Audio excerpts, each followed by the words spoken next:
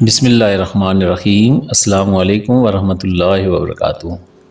ہمدرد health tips میں آپ کو ویلکم کرتے ہیں۔ آج کی اس نئی ویڈیو میں ہم آپ کو خوبانی کھائیں عمر بڑھائیں کے عنوان سے معلومات فراہم کرنے جا رہے ہیں۔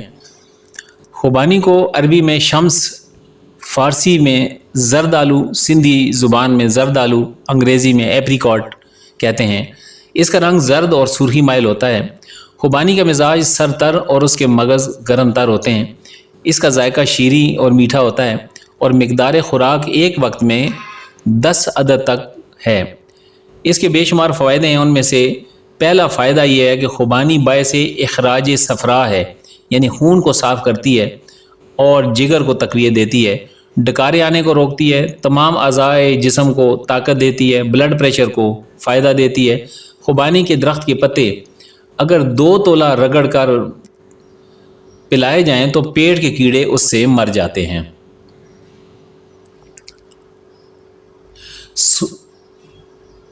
سوزش معدہ اور بواسیر کے لیے مفید ہے۔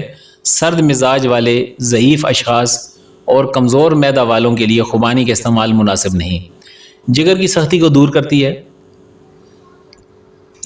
تپے چار میں خوبانی کھلانے کے بعد گرم پانی شہد ملا کر پلانا کہلاتا ہے اور بخار اتر جاتا ہے۔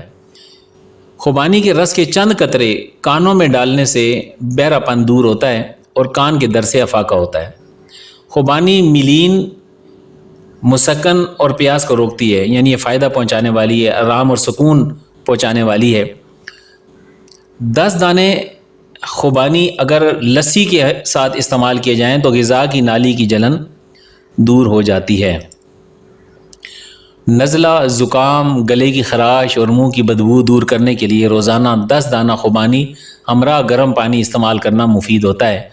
اگر کسی کی بھوک بند ہو جائے، معدہ بوجھل اپھارا ہو تو رات سوتے وقت 2 تولہ خشک خوبانی، سونف اور کالی ہرڑ ہم وزن کھانے کے ہمراہ کھائیں، بے حد مفید ہوتا ہے۔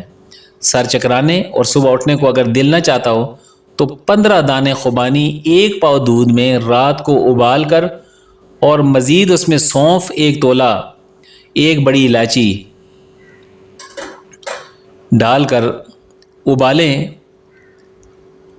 اور صبح نہار منہ استعمال کریں، بے حد مفید ہے۔